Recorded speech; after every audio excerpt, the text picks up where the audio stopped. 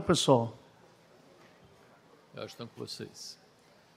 E aí vocês vão poder... Tem um Ok. QR Code? Então. Tem um QR Code daqui, vem aqui? Então, nós vamos... Vocês vão acessar o site do Mentimeter, porque se não tiver o QR Code, tem que... Aí, ótimo. E aí já sai direto esse número do jogo aí, que é 4405-5800, mas no QR Code já deve abrir direto. Então, por favor, fotografem e vocês podem começar a votar. E a gente vai dar quanto tempo para eles, Hamilton? Muito bem, eu acho que a gente podia já chamar, então, o Sérgio para poder comentar um pouco dessa pergunta e quais seriam as suas respostas e comentar também o que nós já temos aqui nos nossos resultados. Parece que 82% está liderando muito a estabilidade refracional e rotacional. Está sem microfone aqui, por favor, o microfone da mesa tem que liberar aqui? Estão liberando lá? Agora veio. Bom dia a todos, obrigado a Milton e Paulo e a Adapt pelo gentil convite, é um prazer sempre estar aqui. Quando nós selecionamos a gente, na verdade, o que mais me importa pessoalmente é a acuidade visual que a lente entrega. Na verdade, não está nesses itens aí, ou seja, eu preciso de uma lente trifocal, porque a pergunta é trifocal, né? Tórica ou não tórica. Ela tem que realmente proporcionar uma independência grande aos óculos em todas as distâncias. Então, esse, para mim, é o principal fator. É claro que a gente alia os outros fatores. Então, uma lente que entrega bastante, sendo com material hidrofóbico, que é a minha preferência, para não ter nenhum risco de opacificar, é o ideal. E se nós tivermos uma lente tórica com estabilidade rotacional, ou seja, e o material, a plataforma da Vivinex, ela tem aquelas rugosidades na alça, isso vai diminuir realmente o risco de rotação, porque a gente sabe que qualquer astigmatismo, por menor que seja, interfere na qualidade visual dessas lentes. E se aliado a isso nós tivermos um sistema de injeção fácil, claro que o sistema de injeção não é o principal problema, mas o injetor da Vivinex, né, de todas elas, não só a trifocal, realmente entra fácil por 2.2, ela já vem pré-montada e ela entra de forma bastante suave, não precisa ser boca a boca, não precisa estressar a incisão.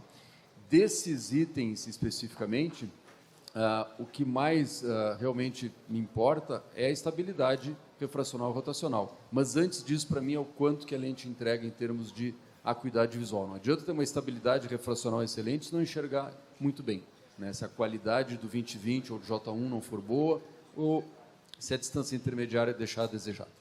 Perfeito. Rick, o Sérgio mencionou a importância também do material e ele falou claramente que a preferência dele é para o material hidrofóbico. Por que você acha que ele falou isso e se você concorda também com essa resposta? Primeiro, queria agradecer o convite. Prazer estar aqui com vocês nesse congresso fantástico. Mas, realmente, o material é muito importante, né? Eu e o Sérgio, a gente adora córnea também, né? Então, somos especialistas em córnea. Então, a gente sabe que o material, caso você precise, em algum momento da vida, que a gente não sabe o que vai acontecer daqui a 10, 20 anos com o paciente, precise de um transplante endotelial, por exemplo, e injeção de ar, o que acontece é que se você injeta ar dentro de uma câmara anterior, onde tem uma lente hidrofílica, ou seja, aquelas que vêm bebidas em água, essas lentes podem se opacificar. E mesmo não precisando, a gente tem histórico de lentes mais antigas que já opacificaram mesmo sem a presença de ar. Então, uma das grandes vantagens aqui dessa plataforma é que a lente é hidrofóbica, ou seja, não tem esse risco, né, Hamilton, dessa opacificação. Então, o material, na minha opinião, e na minha especialidade, que é córnea também, faz muita diferença. Então, eu acho que eu não injeto hidrofílico há alguns anos já, né?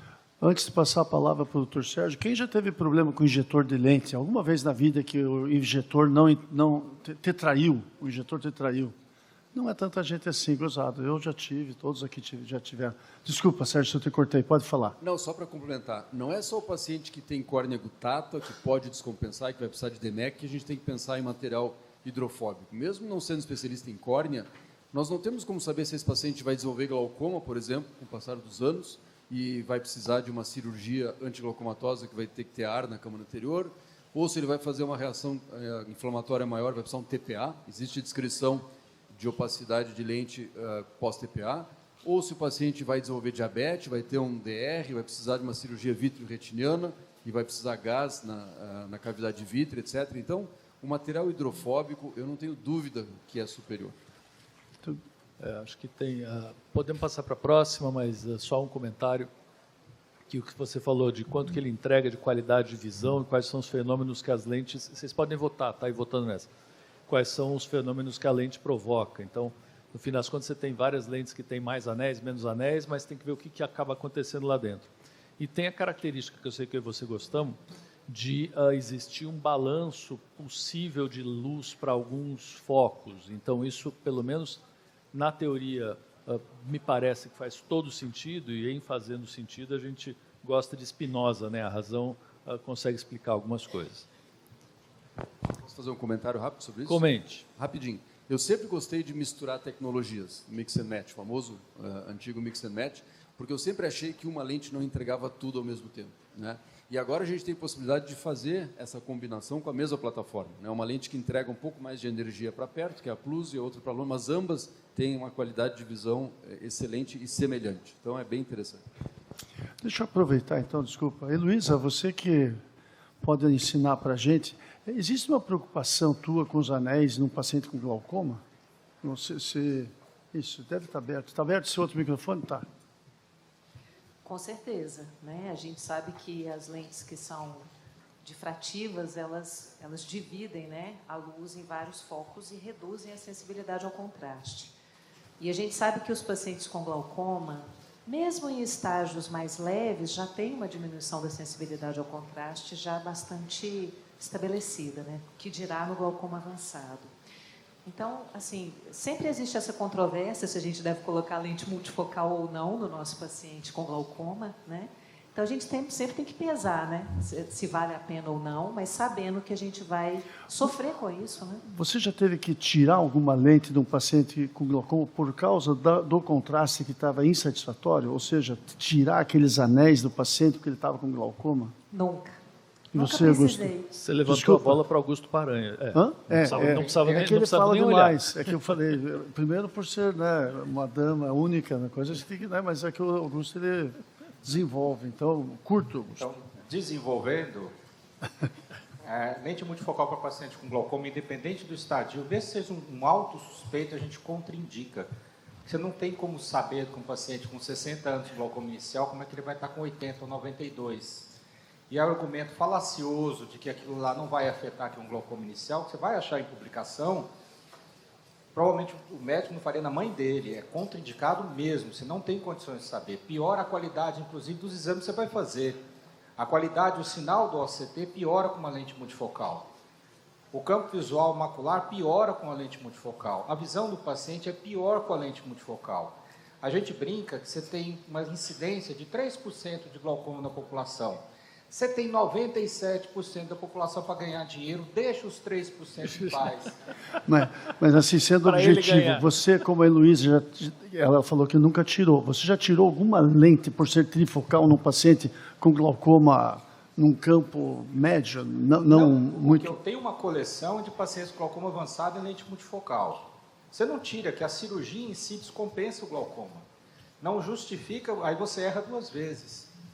Aquele paciente, infelizmente, vai ficar com aquela cruz, reclamando da visão, né, no seu consultório, e você com uma vontade grande de falar assim, vai procurar o culpado por isso. Né? E assim, não tem indicação de você tirar. Não é, afeta, mas não é tanto assim que justifique correr o risco de descompensar. Toda vez que você abre o olho, você tem risco do glaucoma descompensado. Perfeito. Então, não é, eu acho que o risco-benefício não justifica. Ok, já falei demais. Você, Paulo. Próxima. Em relação à biometria, quais fatores seriam essenciais? E aí pode escolher 4 alternativas. Está ganhando aqui ceratometria, a grande esterotometria e topografia corneana. E aí tem lá algumas outras fórmulas, e eu tinha colocado astigmatismo de face posterior aqui, que está meio perdendo, viu, Milton? Então, Rick, quer começar a comentar um pouquinho? Vamos lá. Aqui, realmente, a gente tem que lembrar algumas coisas importantes. Com certeza, o dado mais importante do olho na biometria é o comprimento axial. Todas as máquinas, elas medem muito parecido com o AL, né, o comprimento axial. O grande diferencial na biometria, realmente, na minha opinião, é a ceratometria. É a que mais pode alterar o nosso resultado.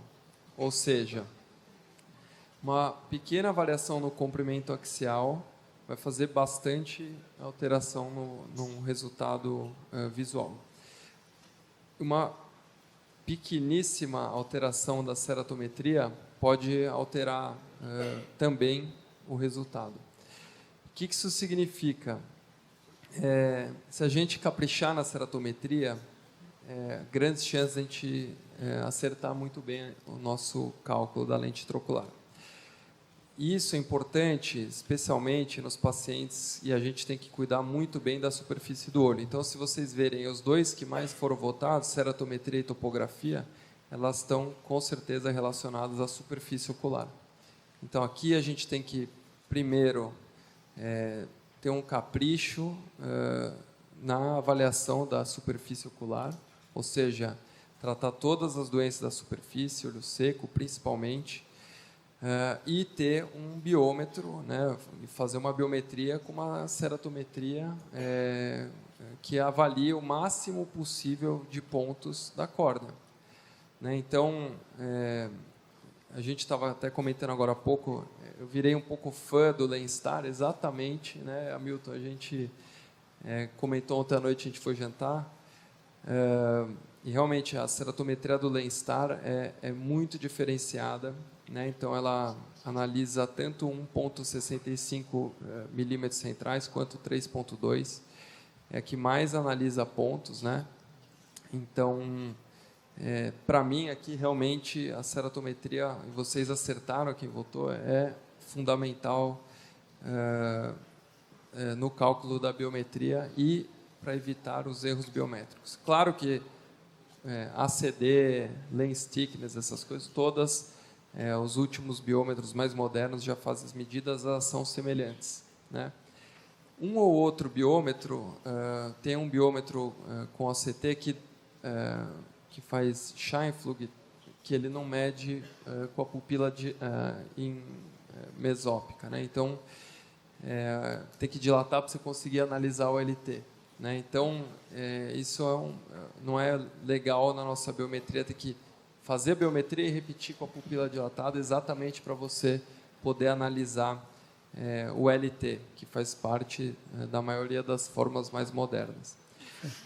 Então, aqui, realmente, todas essas informações são muito importantes, mas realmente considero a ceratometria e topografia muito importante. Tá? Sérgio, se você concorda, é claro, mas você orienta a tua técnica a pingar uma gotinha de lubrificante quando a ceratometria não é perfeita? E se isso tem alguma implicação no resultado biométrico?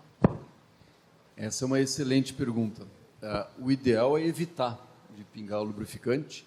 O ideal é tratar o olho seco antes, pelo menos umas 2 a 3 semanas. Não é raro nós vermos biometrias, topografias erradas por culpa disso. Se você pingar na hora o lubrificante, na verdade, a medida ceratométrica é a medida da curvatura do filme lacrimal sobre a córnea.